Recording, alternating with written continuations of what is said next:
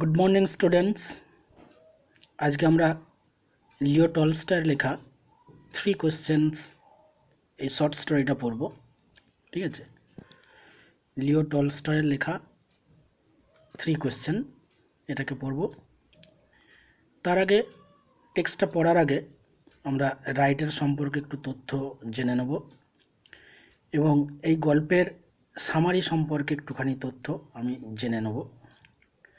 যদিও এই গল্পটার বিষয়বস্তু সংক্ষেপে আলোচনা করে এর আগে বলা হয়েছে, তবুও একটুখানি জেনে নেব যেহেতু টেক্সটের মধ্যে দেওয়া রয়েছে। ঠিক আছে, কাউন্ট লেভ নিকোলাভিচ টলস্টয় অর্থাৎ লিও টলস্টয় হিসেবে যাকে জানা হয় 1828 টু 1910 অর্থাৎ তিনি 1828-তে জন্মগ্রহণ করেন এবং 1910-তে তিনি মৃত্যুবরণ করেন। was a Russian writer of worldwide fame অর্থাৎ বিশ্বের খ্যাতনামা রাশিয়ার একজন রাইটার, যার খ্যাতিটা কিন্তু সারা বিশ্বে ছড়িয়ে আছে। His novels are marked by sharp psychological insight and graphic description of reality. তার যে নোভেলসগুলো আছে, উপন্যাস যেগুলো আছে, সেইগুলো শার্প সাইকোলজিক্যাল ইনসাইট এবং গ্রাফিক ডেসক্রিপশন অফ রিয়েলিটি তার মধ্যে আছে।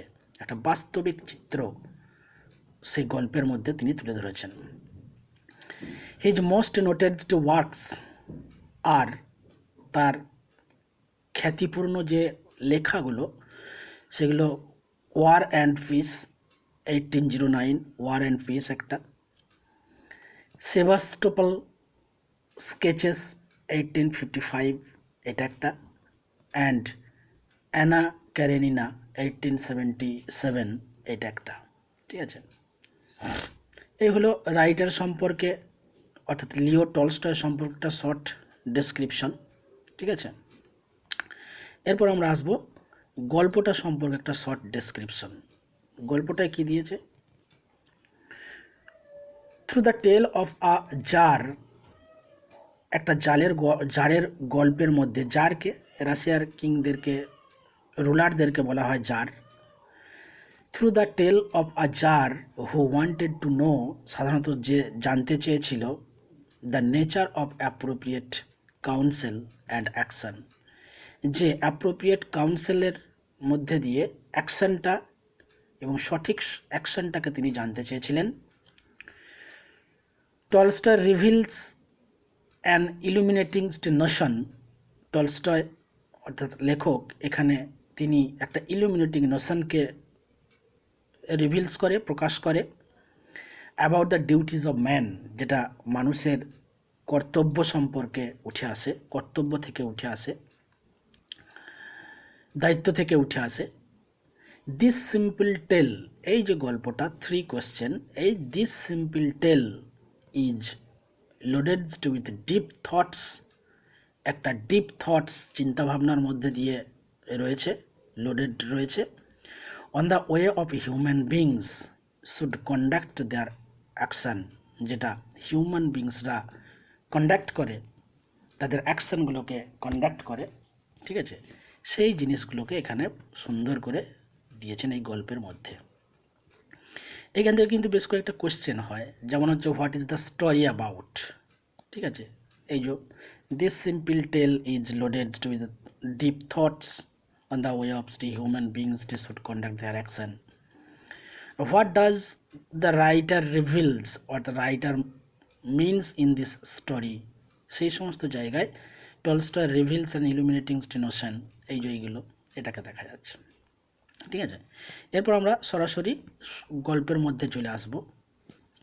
ইট once occur to a certain tsar, একটা জারের কাছে এটা ঘটেছিল, এরকম একটা জিনিস মনের ভাবনা এসেছিল, that if he always new, যদি সে জানতে পারে, the right time to begins everything, অর্থাৎ একটা কাজের শুরুর সময়টা যদি সে জানতে পারে, সঠিকভাবে কখন শুরু করলে কাজটা সাকসেস হবে।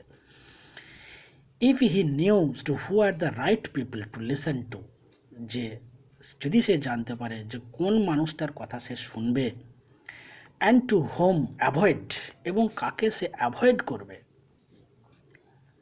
অ্যান্ড অ্যাবভ অল, সর্বোপরি ইফ হি অলওয়েজ নিউ, যদি সে জানতে পারে what was the most important time, যে সঠিক সময় কোনটা, important what is the most important thing to do, যে কোন জিনিসটা সে করবে, তাহলে কি হবে, এখানে ইফ দিয়ে সেন্টেন্সটা শুরু হয়েছে, তাহলে he would never fail in anything, সে কোনো কাজে কিন্তু ব্যর্থ হবে না।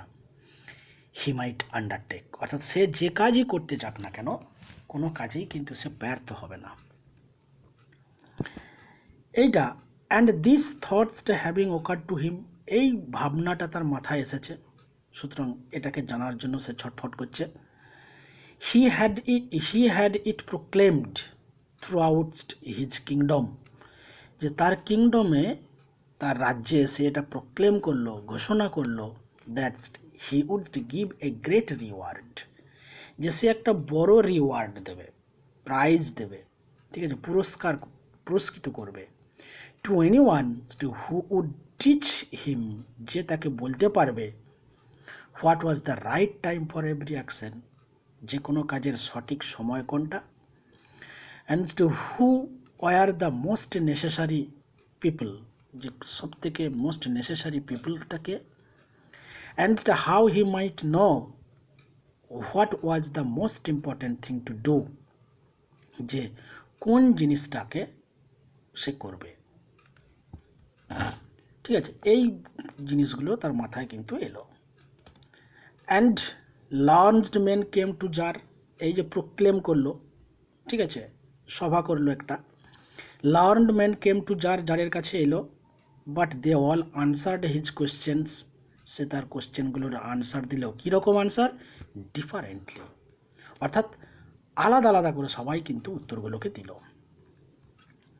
In reply to the first question, তার প্রথম কোশ্চেনের উত্তরেতে, সাম সেড, কিছু মানুষ বলল, some said that to know the right times for every action, যে এভরি অ্যাকশনের সঠিক সময়টা জানতে গেলে one must draw up in advance, অর্থাৎ আগে থেকে ড্র আপ করতে হবে, স্কেচ করতে হবে, এ টেবিল অফ ডেজ, দিনের একটা টেবিল করতে হবে, মান্থস অ্যান্ড ইয়ার্স, এবং একটা টেবিল, মান্থসের দিনের, মান্থসের ইয়ারের একটা টেবিল করতে হবে, and must live strictly according to it, এবং সেই অনুযায়ী চলতে হবে। অনলি দাস, ঠিক এইভাবেই, সেড দে, তারা বলল, এইভাবেই, could everything be done at it's proper time, এইভাবেই সঠিক সময়টাকে, সঠিক সময়ের কাজটাকে করা যেতে পারে।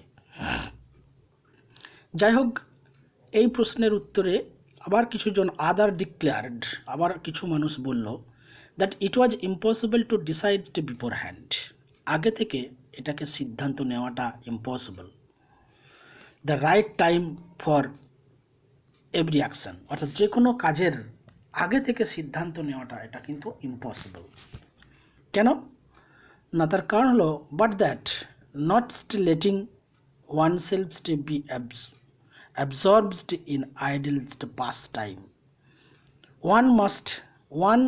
one should always attend to all that was going on, অর্থাৎ কি বলছে না, not letting to oneself to be absorbed in ideal pastime, এই আইডিয়াল পাস্ট টাইম সম্পর্কে সবাই কিন্তু সঠিকভাবে মনে অ্যাবজর্ব করতে পারে না। One should always attend to all that was going on, এবং যেটা ঘটছে, চলছে, সেইটার উপরই গুরুত্ব দিতে হচ্ছে। Then do what was the most needful, এবং তারপরে সেইভাবেই what was the most needful, যেটা সেটাকে বাঁচতে হবে।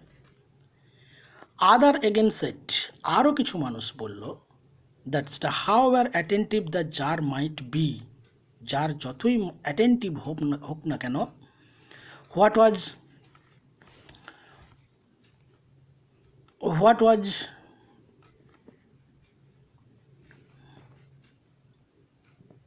এইখানে what was on It was impossible for one man to decide correctly the right time for every action. যে কোনো কাজের সঠিক সময়টা বাছাটা এটা কিন্তু অসম্ভব। But that he should have a council of wise man, এবং সেই জন্য কী করলো না, ওয়াইজ ম্যানের একটা কাউন্সিল করলো, hood help him the proper time for every action, যে যারা সঠিক সময়টাকে তাকে সময় সম্পর্কে তাকে হেল্প করবে। But then again other set, আরও কিছু মানুষ তারা বললো, দেয়ার ওয়াজ সামথিং, কিছু ব্যাপার রয়েছে, which could not wait to be led before a council, যে সেটা কোনো কাউন্সিলের আগে থেকে সেই জিনিসটা কিন্তু ওয়েট করে না।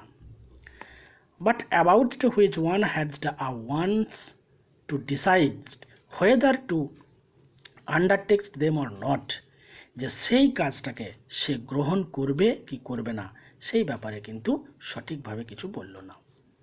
But in order to decide that, এবং সেটাকে ডিসাইড করার জন্য, সঠিক কাজটাকে ডিসাইড করার জন্য, one must know before hand, আগে থেকেই জানা উচিত, what was going to happen, যে কোন জিনিসটা ঘটতে চলেছে বা ঘটছে সেই জিনিসটাকে কিন্তু আগে থেকে জানা উচিত। আর সেই জিনিসটা it was the only magician who know that, একমাত্র ম্যাজিশিয়ানই আছে যারা এটাকে জানে যে এর পরে কি হবে, সেটা কিন্তু একমাত্র ম্যাজিশিয়ানরাই জানে, বলতে পারে। And therefore in order to know the right time for every action, এবং সঠিক এভরি অ্যাকশনের রাইট টাইমটাকে জানার জন্য ওয়ান মাস্ট কনসাল্ট ম্যাজিশিয়ান, একজনের ম্যাজিশিয়ানের সঙ্গে কনসাল্ট করা উচিত। ঠিক আছে, এই কথাগুলো বলল। Equally various were the answers to the second question, second কোয়েশ্চেনেরও কিন্তু ভেরিয়াস টাইপের আনসার সবাই দিল। সাম সেড, কিছু বলল, পিপল দ্য জার্জড মোস্ট নিডেড ওয়ার হিজ কাউন্সিলারদের প্রয়োজন।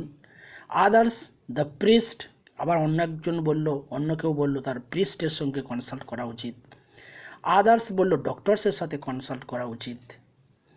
While some said the warriors, অর্থাৎ যারা যুদ্ধ করে তারা পরবর্তী সময় কীরকম অ্যাকশান নিলে পরে সঠিক সময় অ্যাকশানটা নিতে পারবো সেটা বলতে পারে কারা, না একমাত্র warriors were the most necessary. Second কোশ্চেনের উত্তরে কিছু বেরিয়ে এলো। টু দ্য থার্ড কোশ্চেন, তৃতীয় কোশ্চেনেতে, as to what was the most important occupation, যে মোস্ট ইম্পর্টেন্ট অকুপেশন কোনটা, সাম রিপ্লাইড দ্যাট, এবং তার জন্য কিছু মানুষ উত্তর দিল, the most important things in the world was science, যে সায়েন্সই হচ্ছে ওয়ার্ল্ডের সব থেকে ইম্পর্টেন্ট থিংস, এবং তার উপর ডিপেন্ডেবল হওয়াটাই কিন্তু যুক্তিযুক্ত। Others said it was skill in warfare, যেটা ওয়ারফেয়ারের স্কিল একটা। and the others again it was religious to worship, এবং রিলিজিয়াস ওয়ারশিপের উপর ডিপেন্ডেবল হওয়া উচিত। যাই হোক, তাহলে first question, second question, third কোশ্চেনের উত্তর তিনি জানতে পারলেন, কিন্তু সেই উত্তরগুলো তার কাছে মনোপ্রত হলো না। All the answers being different, সমস্ত আনসারগুলো, অল আনসার, ফার্স্ট কোশ্চেনের যে আনসার দিয়েছিল, সেকেন্ড কোশ্চেনের যে আনসার দিয়েছিল, এবং থার্ড কোশ্চেনের যে আনসার দিয়েছিল সেই কোশ্চেনের আনসারগুলো, all the answers being different, আলাদা হওয়ায়, the tsar agreed with none of them, কারোর সঙ্গে জারের মিলল না, অর্থাৎ একমত হতে পারল না tsar. And gave the reward to none, কেউকেই কিন্তু কোনো রিওয়ার্ড দিতে পারল না। But still wishing to find the girl, but still wishing to find the right answer, still wishing, তখনও পর্যন্ত তার মনের মধ্যে কিন্তু এই ইচ্ছাটাই আছে যে ফাইন্ড দ্য রাইট আনসার, সঠিক উত্তর আমাকে পেতে হবে, to his questions, he decided to consult a hermit. তারপর সে একজন হারমিট সন্ন্যাসীর সাথে সে কনসাল্ট করার সিদ্ধান্ত নিল। কীরকম হারমিট না, ওয়াইডলি রিনাউন্সড ফর হিজ উইজডম, যে তার জ্ঞানের জন্য যার খ্যাতি ছড়িয়ে আছে। এবার আসবো আমরা কি না হারমিটের প্রসঙ্গতে। The hermit lived in a wood, hermit একটা জঙ্গলে বসবাস করে। Which he never stay quitted, যে কিন্তু কখনোই কারোর সাথে বাইরে এসে পরিচিত হয় না, কুইটেড স্টে হয়, never stay quitted, and he received none, এবং সে কেউকেই কিন্তু কারোর সাথে কেউকেই সে রিসিভ করতে চায় না। বাট কমন ফোক, তার যে সহচরগুলো আছে, অর্থাৎ তার যে মানুষগুলো, পরিচিত মানুষগুলো, সাঙ্গপাঙ্গ তার যেগুলো আছে, একমাত্র তিনি তাদের সাথেই কিন্তু দেখা সাক্ষাৎ করে। So the tsar to put on simple clothes, কী করলো না, জার সিম্পল ক্লথস পরলো। And before reaching the hermit's cell, dismounted from his horse, তার ঘোড়া থেকে নামলো, সিম্পল ক্লথস পরলো, ডিসমাউন্টেড মানে এখানে একটা জায়গাতে রেখে দিল ঘোড়াটাকে, অ্যান্ড লিভিং হিজ বডিগার্ড, তার বডিগার্ডকেও বিহাইন্ড, পিছনে সরিয়ে রেখে দিল। ওয়েন্ট অন অ্যালোন, সে কিন্তু হারমিটের কাছে একাকী গেল। When the tsar approached, tsar সেখানে যখন গেল, the hermit was digging the ground, hermit তখন কি করছে না, গ্রাউন্ড ডিগিং করছে। In front of his hut, তার ঘরের কুড়ে ঘরের সামনে সে কি করছে না, ডিগিং করছে। সিং দ্য জারকে দেখেই, হি গ্রিটেড হিম, সে তাকে সম্ভাষণ করলো। অ্যান্ড ওয়েন্ট অন ডিগিং, আসুন আসুন আসুন আসুন এই বলল, কিন্তু সে ডিগিং করেই চলেছে, অর্থাৎ মাটি সে খুঁড়েই চলেছে। দ্য হারমিটটা কেমন, the hermit was frail and weak, hermit সাধারণত রোগা এবং দুর্বল টাইপের। And each times he stuck his spade into the ground, যতবার সে তার কোদালটা স্পেডটাকে স্ট্রাক করে মানে কোপায়, ততবারই কিন্তু হি টার্নসড এ লিটলস আর্থ, খুব অল্প মাটি সে তোলে, অর্থাৎ যেহেতু সে উইক এবং ফ্রেইল, সেই জন্য সে খুব বেশি করে মাটি কোপাতে পারে না, অল্প অল্প করে গড়াচ্ছে, মাটি তুলছে। হি ব্রেথড হেভিলি, এবং সে খুব দীর্ঘ নিঃশ্বাস ফেলছে। যাই হোক,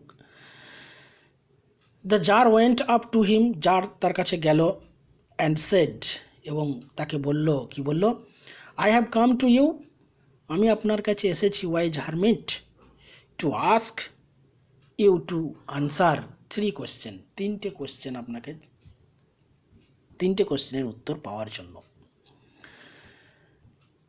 how can I learn to do the right thing at the right time, আমি কিভাবে জানতে পারবো to do the right thing, সঠিক কাজটা করার আগে।